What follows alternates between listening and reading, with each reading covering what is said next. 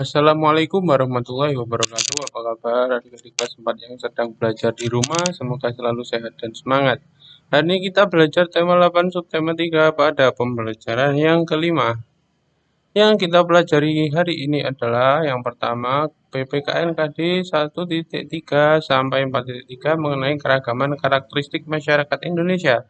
Yang kedua Bahasa Indonesia KD 3.9, 3.10 dan 4.9 hingga 4.10 mengenai tokoh dalam cerita fiksi. Yang ketiga SPDB KD 3.1 dan 4.1 mengenai teknik membuat gambar bentuk. Langsung saja mari kita mulai. Yang pertama keragaman karakteristik masyarakat Indonesia. Keragaman masyarakat Indonesia. Selain dari perbedaan-perbedaan karakteristik fisik ya, ternyata negara kita yang kaya akan budaya ini juga banyak perbedaan, banyak ragam, termasuk dari pakaian daerah. Pakaian daerah itu digunakan pada acara-acara tertentu seperti upacara adat dan hari besar nasional. Jadi pakaian-pakaian tiap suku, tiap daerah ya itu berbeda-beda.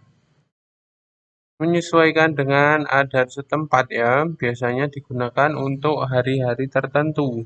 Hari besar agama ya, atau hari-hari yang menurut suku tersebut memiliki makna sejarah dan lain sebagainya ya. Dan juga hari besar nasional seperti pada waktu Sumpah Pemuda itu kan ya, atau Hari Kartini itu disuruh memakai pakaian adat. Kenapa? Karena untuk menghargai keragaman dan juga peran dari pahlawan tersebut ya untuk senantiasa memperjuangkan dan merekatkan yang namanya perbedaan.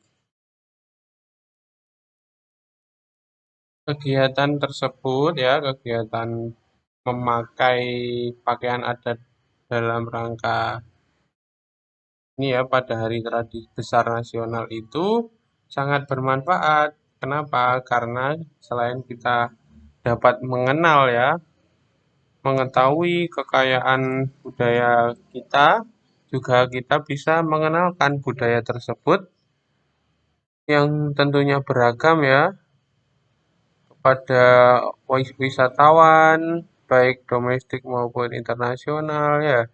Juga wawasan kita tentang keragaman pakaian adat menjadi bertambah. Seperti itu ya. Ini ada tabel mengenai ragam karakteristik masyarakat. Ini hanya 5 saja suku ya, sudah sebanyak ini.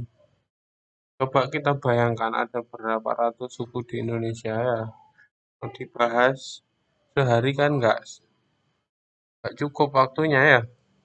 Kita cuplik saja mulai dari Pulau Sumatera, ada Sumatera Barat dengan suku Minangkabaunya memiliki rumah adat Gadang, pakaian adat Bundo Kanduang, Sasampiang, dan Tengkuluk.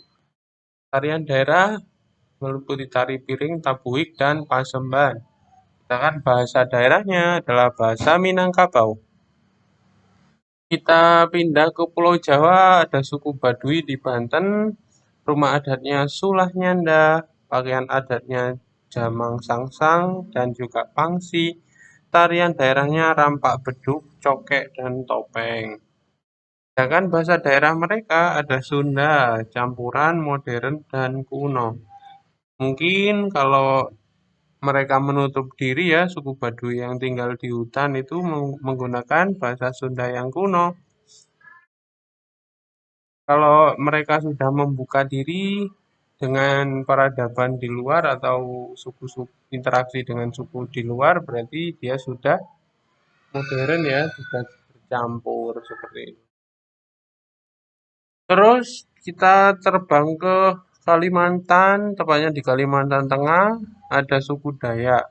Rumah adatnya adalah Huma Betang, Pakaian adatnya Ta'a, Sapai Sapak, dan King Baba. Tarian daerahnya adalah Gantar, Ngerangkau, dan Ngelawai. Bahasa daerahnya Ampanang, Dayak, dan Bahau. Kita pindah ke Nusa Tenggara ya, Nusa Tenggara Barat, tepatnya ada suku Sasak di sana.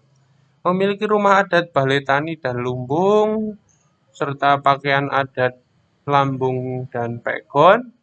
Sedangkan tarian adatnya Gandrung Lombok dan Gendang Belek. Bahasa daerahnya bahasa Sasak. Terus kita terbang lagi ke Maluku Utara, tepatnya di suku Tidore memiliki rumah adat Volasowohi, pakaian adat Manteren Lamu, tarian daerah Kapita, Soya-soya, Cakalele. Bahasa daerahnya bahasa Tidore. Itu ya. Nanti kalian pause dulu kalau mau dicatat. Kita lanjut pada pembahasan kedua, yakni tokoh dalam cerita fiksi, yakni pelajaran bahasa Indonesia. Tokoh dalam cerita fiksi itu ada tokoh utama dan tokoh tambahan ya. Kemarin sudah kan ya, tak ingat-ingat lagi. Di dalam cerita, tokoh utama tersebut bisa dikelompokkan kembali jadi tokoh protagonis dan tokoh antagonis. Protagonis itu positif ya, positif dengan jalannya cerita. Sedangkan antagonis itu negatif dengan jalannya cerita. Umpama cerita tentang kebaikan, tokoh protagonisnya adalah yang pro dengan kebaikan. Sedangkan kalau cerita kisah tentang penjahat, seumpama ya, tokoh antagonisnya adalah lawannya, lawan dari jahat berarti tokoh yang baik. Seperti itu. Tidak melulu ya, protagonis baik, antagonis jahat, tapi kebanyakan sih seperti itu ya. Sedangkan kedudukan tokoh tambahan di dalam cerita itu hanya sesekali muncul di dalam cerita. Satu dua kali itu ya. Dia ada. Terus yang kedua tidak mengubah alur cerita dan hanya menjadi pendukung dalam cerita. Ini biasanya kalau di film-film itu tokoh-tokoh terkenal cuma ada satu adegan saja. Gunanya apa? Untuk menarik penonton kan ya. Terus yang ketiga, kemunculannya pun lebih jarang dibandingkan tokoh protagonis dan antagonis. Jadi di sini tokoh tambahan itu dibandingkan yang pro dan yang kontra ya, antagonis itu lebih sedikit kemunculannya. Coba ya kita beraktivitas baca dongeng hadiah Ratu Burung Layang-Layang di buku kalian ya. Lalu tentukan tokoh utama dan tokoh pembantunya, tokoh protagonis dan antagonisnya, serta kalian buat tabel ya, bagaimana perbandingannya ya antara tokoh-tokoh tersebut. Umpama di sini yang ya protagonis, di sini yang antagonis. Terus kalian buat tabel seperti ini, siapa tokohnya,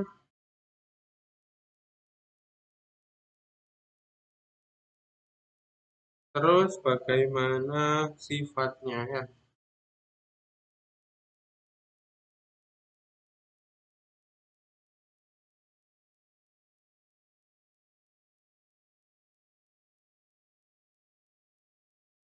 Ah, dan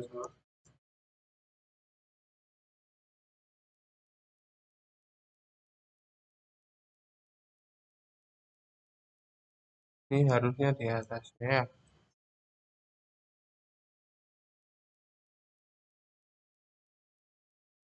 Ya, nah, tokohnya siapa,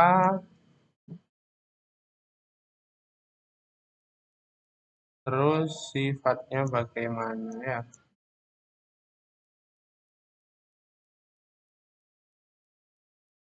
Ini jenisnya. Jenis perannya.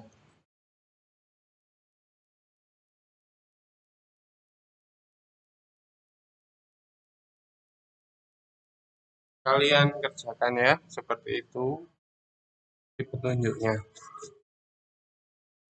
Baik, kita lanjut pada pembahasan yang ketiga, teknik membuat gambar bentuk pada muatan SPDP, seni budaya dan prakarya. Dalam menggambar bentuk ya, itu kan perlu apa kemarin? Perlu proporsi pencahayaan kan seperti itu ya. Kita khususkan pada pembahasan pencahayaan ya. Gelap terang itu maksudnya ya. Gelap terang itu kalau dalam gambar bentuk diaktualisasikan dalam bentuk teknik arsir. Apa itu teknik arsir? Yakni suatu teknik menggambar yang dilakukan dengan cara mengulang-ulang goresan pensil untuk menyempurnakan gambar yang telah dibuat. Kemarin sudah ya kita praktekkan. Seperti ini contohnya ada bidang kotak ini ya. Terus bagaimana mengarsirnya? Ini satu, ini terus ya. Terus supaya ada efek gradasi.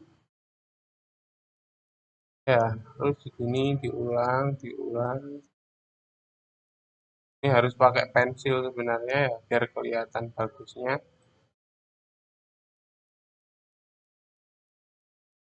Seperti ini ya.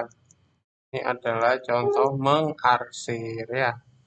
Jadi gunanya apa? Untuk memunculkan efek gelap terangnya itu ya. Terus macam-macam teknik arsiran. Jenis teknik arsiran itu ada yang satu arah. Seperti ini ya, satu arah ya. Nah, seperti ini goresan dilakukan pada arah yang sama. Arahnya ini mendatar ya, mendatar semua sampai bawah. Terus akan menghasilkan goresan berupa barisan garis yang terlihat sejajar ya. Kalau diaplikasikan dalam gambar jadinya seperti ini nanti ya. Ini daerah yang terang, ini daerah yang gelap. Seperti itu ya. Ini adalah contoh dari apa? Arsiran satu arah. Terus arsiran silang, goresannya itu berpotongan atau tumpang tindih. Ini ya contohnya. Jadi cara mengarsirnya itu ke bawah dulu semua ya. Setelah itu dipotong seperti ini. Ya, ini namanya teknik arsiran silang. Semakin gelap, semakin banyak perpotongan yang terjadi. Ya, kalau diaplikasikan bisa membentuk kayak gini. Ini gambar apa ya? Sisikular bukan ini. Seperti itu ya, teknik arsiran silang. Terus yang ketiga adalah searah kontur. Maksudnya ini mengikuti bentuknya ya. Kalau bentuknya kayak gini, ya arsirannya ya sama kayak bendanya. Seperti ini ya. Itu maksudnya searah kontur ya. Mengikuti bentuk kontur dari bidang yang akan diarsir ya. Mengikuti bentuk bidang sehingga volumenya terlihat ya. Ini contohnya. Ini kan bentuknya kuping kayak gini ya.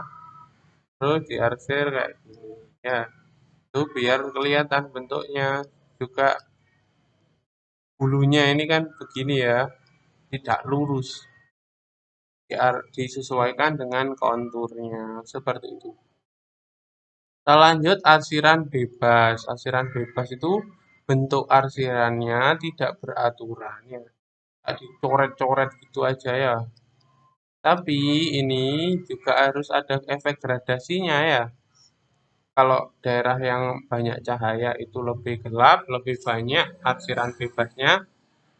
Kalau lebih sedikit itu kelihatan lebih terang ya. Teknik ini akan lebih bagus jika arah gorisannya diubah secara acak mengikuti volume yang diinginkan.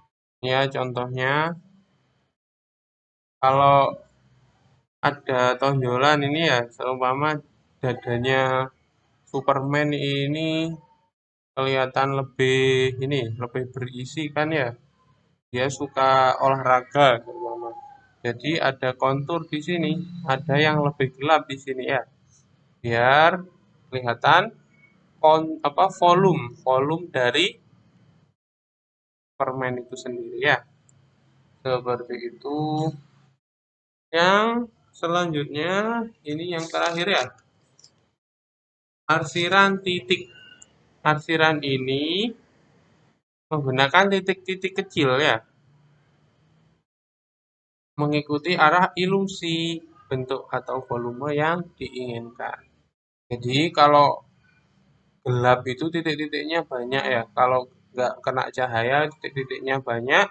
Kalau kena cahaya titik-titiknya sedikit bahkan tidak ada di bagian yang paling cerah. Seperti itu ya kira-kira pembahasan tentang teknik arsiran. Mungkin pembelajaran kita berakhir di sini. Apabila ada pertanyaan langsung melalui Google Classroom ataupun WhatsApp. Kurang lebihnya mohon maaf. Semoga bermanfaat dan saya akhiri. Wassalamualaikum warahmatullahi wabarakatuh.